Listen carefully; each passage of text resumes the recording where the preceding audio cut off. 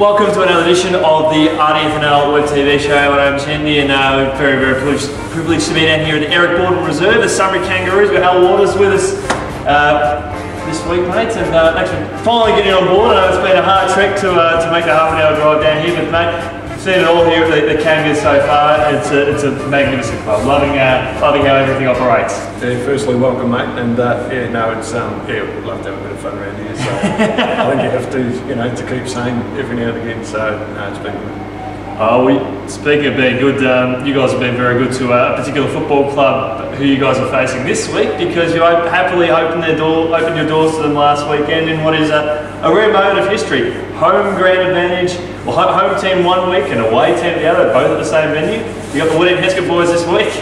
We got the call through the league on last Thursday or Wednesday or Thursday, and asked if we could help out, and we don't mind helping out our fellow clubs and all that sort of stuff. And it just happened to be that they're here last week as a home side, and here this week as a away side. But they got up by 6 points on the weekend, and I reckon they're going to use their home ground advantage against us this week. Well, they certainly made a bit of a mockery of your kicking efforts, because the previous week you guys kicked 17 goals 3, and then the following week they come out and kick 10 goals 20. What's the deal? What's going on? It must be just a breeze. There was no win the week before, so or we just were lucky and had our kicking boots on.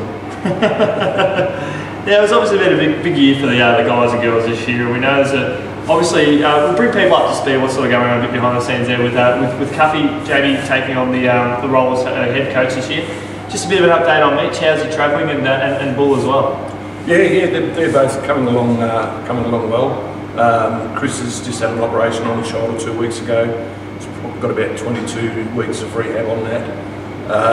Still got to have an operation on his knee. He went with the surgeon again this week, and he'll keep us updated. But he seems to be in a bit more pain than what Bull is at the moment. I think they've reversed the roles, where Bull come out of the accident not too good, but he's steaming along now. So with a bit of luck, Bull should be out of his wheelchair hopefully next week and start his long rehab. So, both are coming along really well. That's good to hear, mate. I know plenty of people out there will be rapt to hear the news there. And you guys had a big fundraiser for them not so long ago. Talk us a bit about the success of the night.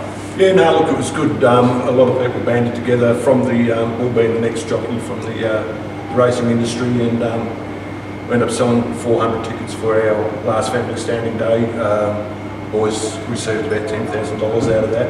Then Tom Borg, who plays here, works at the Comic Lounge, and we organised a night out at the Comic Lounge, and raised about another $6,000 or $7,000 to help the boys out. So brilliant. Did you get a few boys from a few other clubs as well? Yes, yeah. Look, the support through the league has been fantastic.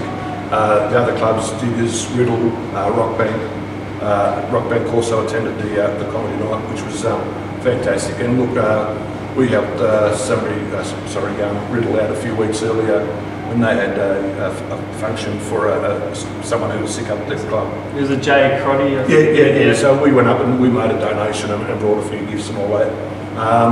We don't mind helping clubs, and look, as much as you want to beat the clubs on the ground, yep. We still need to work together very closely off the ground. So it's then I think it's a win-win for everybody. Well, that's great to hear, mate. It's nice to see that. It's a good community feel, and that's what this competition has in buckets. Yep. So it's great to see everyone helping out. At the end of the day, it's just a game of footy or netball. So they'll play for Sheep Station, so to speak, unless it's business end of the season. Yes, that's true. Talk us through how the senior team has been travelling. Just sort of highlight that. How many years of experience did you have missing out of the team originally from last year? With all the guys that we lost from last year to this year, it was about 133 or 135 years of experience. But since then, Cuffy's come back and pulled the boots on and played the last couple of games. So that drops it back down to, as we say, drops it back down to about 80. So. But look, there's been a lot of experience, and look, we think with it we've handled the transition fairly well. We've had a bit of an up and down season. The accident that happened to Chris and Lucas sort of hasn't helped us as well. But look, one thing that we've been able to do over the years is we've been able to band together and stay strong, and I think we're starting to come out on top of that at the moment. So, and hopefully looking forward to a good end of the season.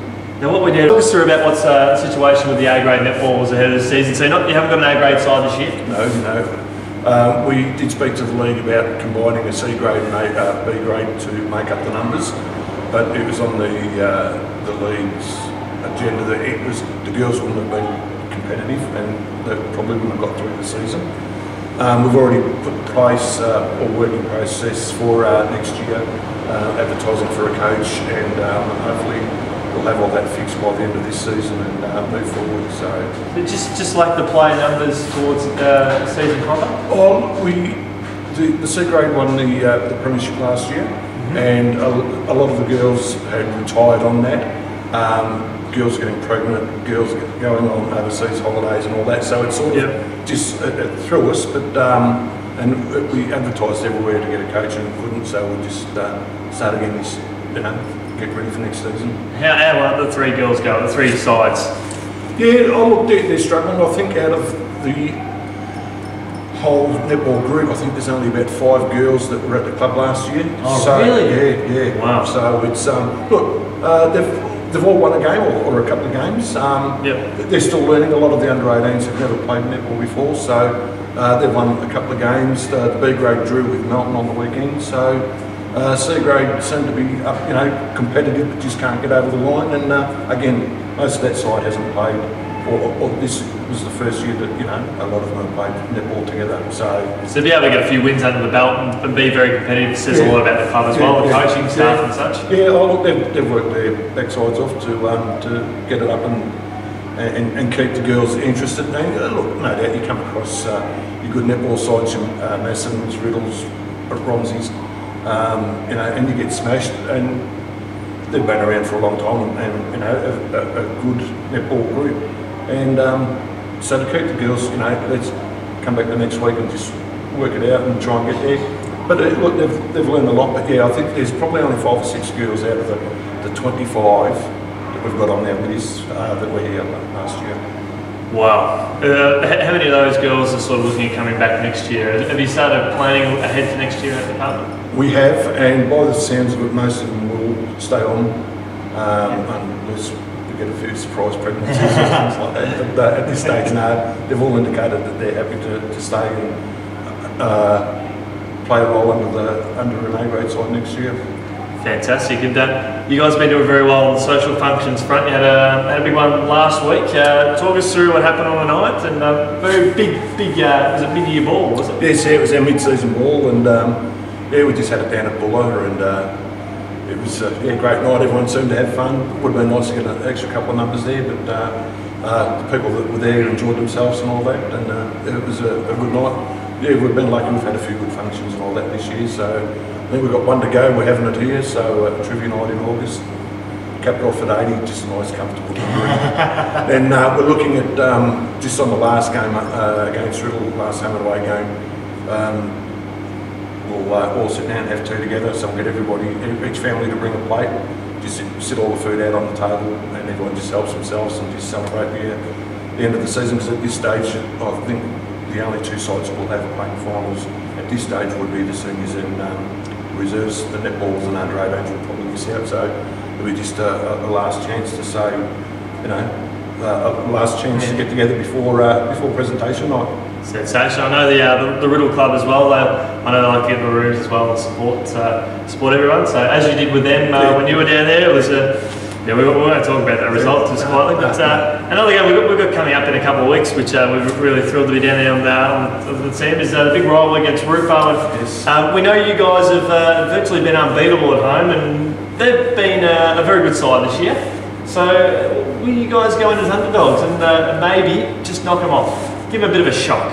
Well, look, they've got better each round.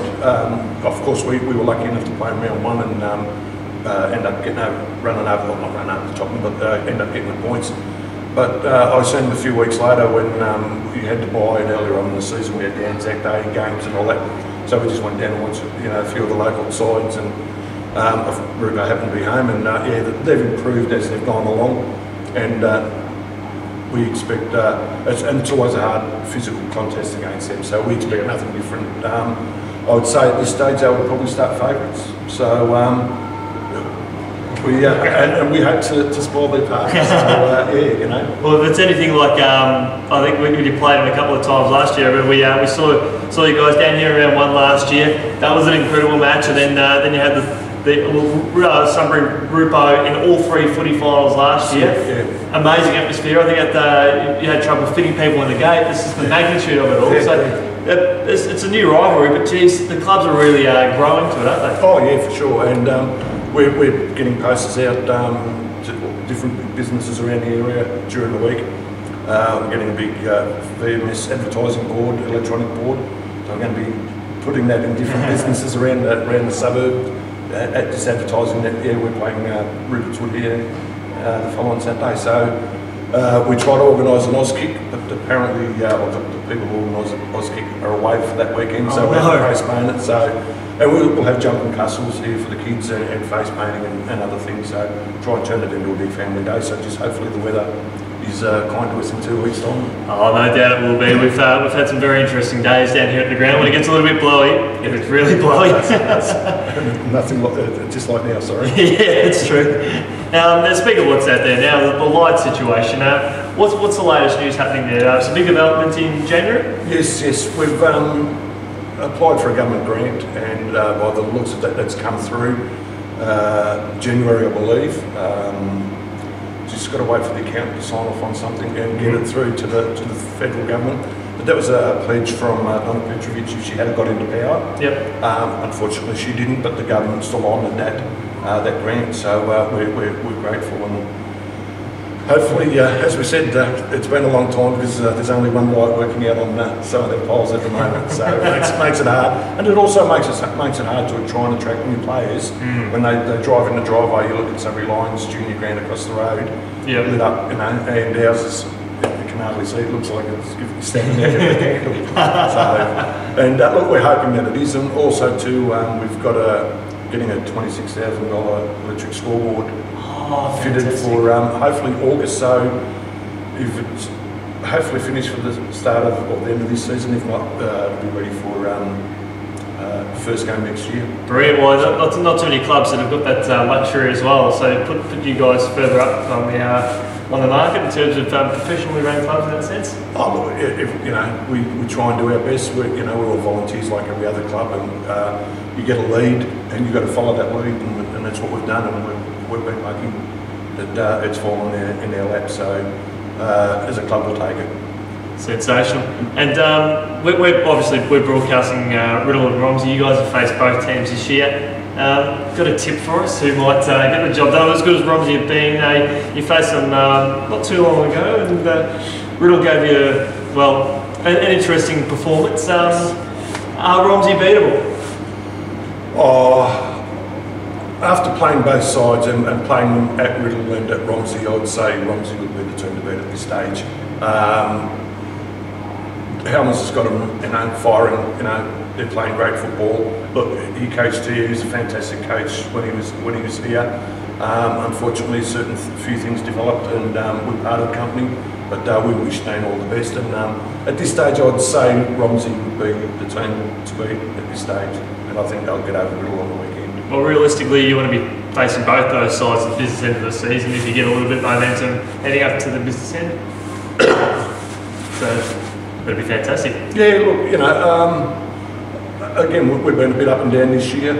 On our day, we've played some really good football, and we just hope we get the opportunity to play two of the classier sides in the league and with Rupert's Wood. Look, it's even Diggers, there's 5 or 6 sides, and Rockbank has proved this year that then no slouch. So there's no easy games, and there's still some great games of football to come up between now and the end of the home and away season. No doubt the business end of the year might throw us a few surprises. Yes. You guys have got some big sponsors that help out of the club as well. Who have been some of the more exciting, bigger sponsors that helped out this year?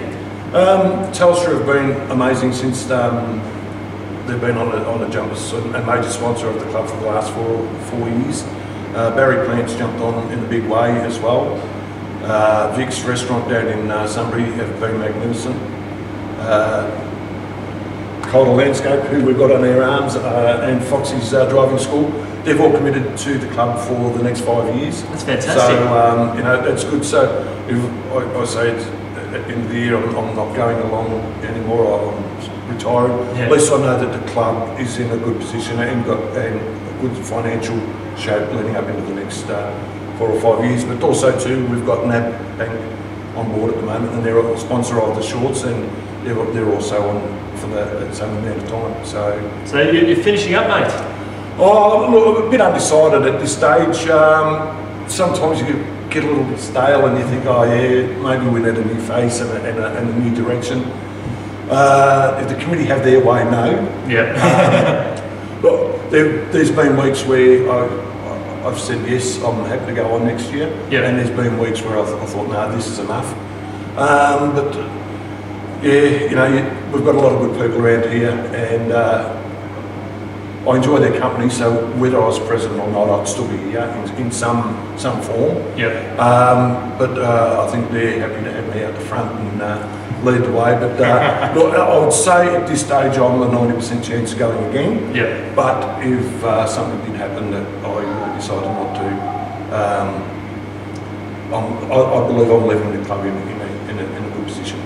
Sensational, mate. Well, regardless of what you do, I know if you decide to hang up the boots, so to speak, we've loved working with you over the journey, mate. But there's still a long way to go throughout the season, so you think about that when you're going to make a decision. We've always loved working with you, mate. So thanks so much for coming on board this week, and hopefully we'll catch you a bit more throughout the season. No worries, thanks very much, Chris.